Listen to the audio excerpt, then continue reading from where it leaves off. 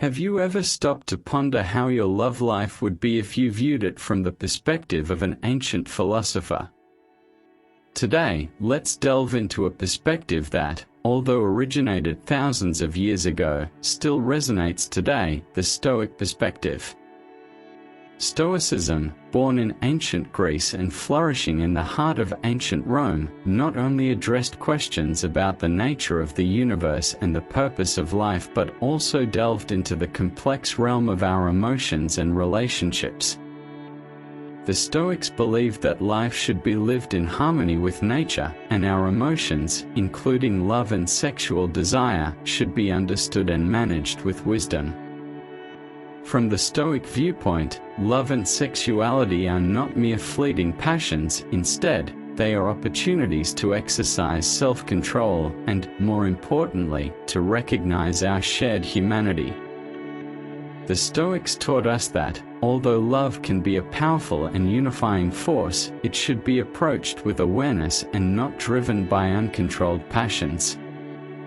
In the Stoic perspective, sexuality is not seen as a mere physical act but rather as an expression of the natural order, with its own purposes and meanings. Understanding this reveals that, by doing so, we discover deeper and more meaningful ways to relate to ourselves and others. In other words, the Stoics offer us a lens through which we can see and understand love and sexuality in a broader context where self-control, respect, and mutual understanding are crucial.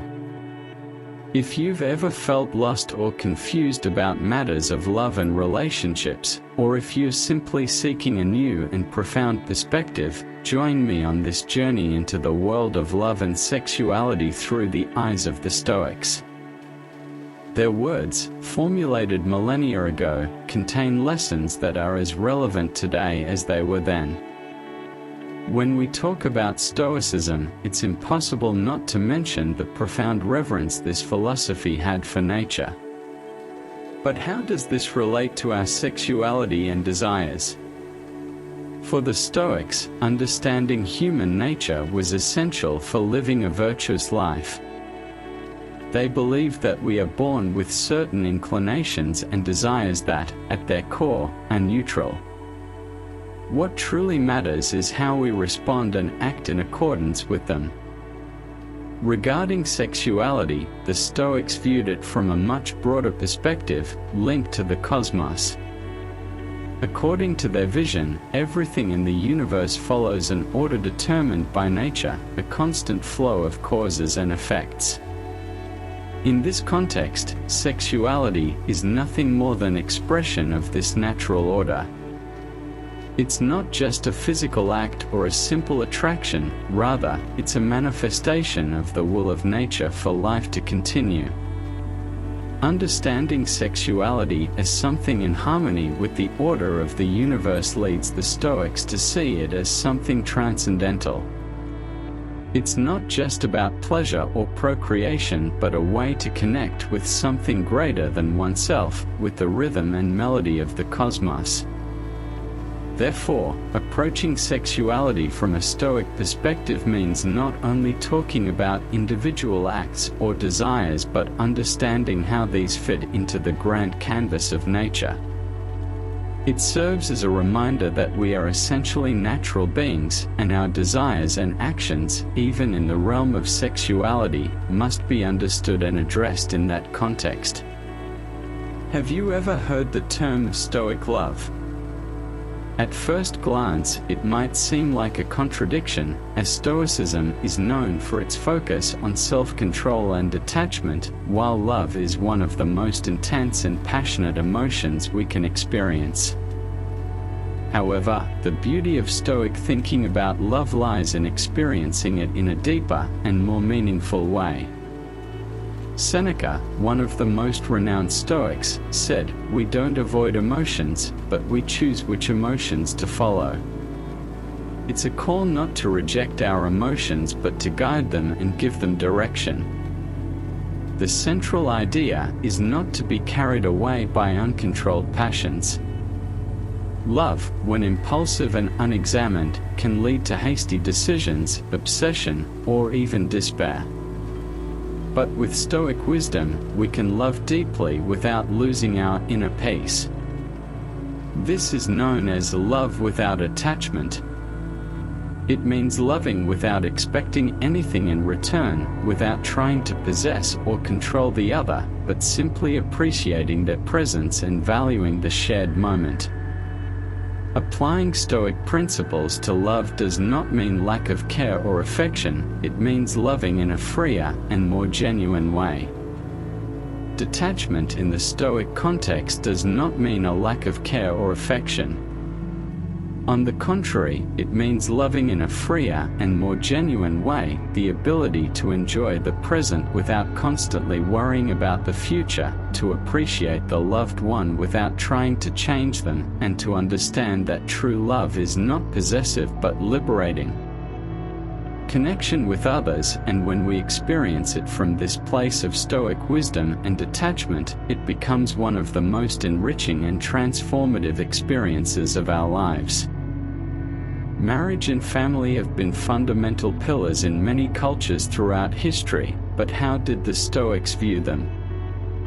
What meaning did they attach to these institutions, and how did they live? Connection with others, and when we experience it from this place of Stoic wisdom and detachment, it becomes one of the most enriching and transformative experiences of our lives. Marriage and family have been fundamental pillars in many cultures throughout history, but how did the Stoics view them? What meaning did they attach to these institutions, and how did they live them in their daily lives? To begin with, we must understand that for the Stoics, marriage was not just a union of two people in love but also a commitment to society and the continuity of humanity. Marcus Aurelius, the philosopher-emperor, mentioned the act of marriage as a natural act directed toward the continuation of the species. He did not see it as a mere social convention but as an integral part of cosmic harmony and the natural order of things. From this perspective, the duties and responsibilities in a marriage were not seen as burdens but as opportunities for personal growth and contributing to the common good. Fidelity, mutual respect, support, and commitment were fundamental to the Stoics. A successful marital relationship was based on virtue, mutual understanding, and a commitment to working together to achieve a greater good both for the couple and the community. When it comes to education and children, the Stoics had an equally deep and reflective perspective. They firmly believed that children are not simply small adults but developing beings who need guidance, love, and, above all, good examples to follow. Seneca said, "Children learn more from what you are than from what you teach." In other words, the behavior and actions of parents are the first life lessons for their children. From this perspective, educating a child was not just about imparting knowledge but also instilling values, teaching through example, and preparing them to face life with wisdom and resilience. The Stoics advocated for an education that cultivated virtue, self-control, and the ability to face adversity with serenity. In conclusion, the Stoic view of marriage and family is a combination of commitment to nature, society, and oneself. It was not just about fulfilling roles or following conventions but about living according to principles that enrich the lives of individuals and the community as a whole. It is a vision that, though ancient, continues to have surprising relevance in today's world and offers a refreshing perspective on how to live in relationships and family responsibilities fully. And we must remember the words of Marcus Aurelius, who asserted, "What does not benefit the hive does not benefit the bee." This simple reflection invites us to view love and relationships not only from an individual perspective but also from a collective one, reminding us that what is good for one should also be good for the other, and vice versa. Seneca, on the other hand, advised us that wherever there is a human being, there is an opportunity for kindness. In the context of love, this reflection invites us to treat our partner with kindness, understanding, and respect at all times, recognizing their humanity and value in our lives. But how do we apply these insights to our current relationships? Here are some ideas based on Stoic thought. Value the present. Seneca reminded us that life is short. Appreciate every moment with your partner.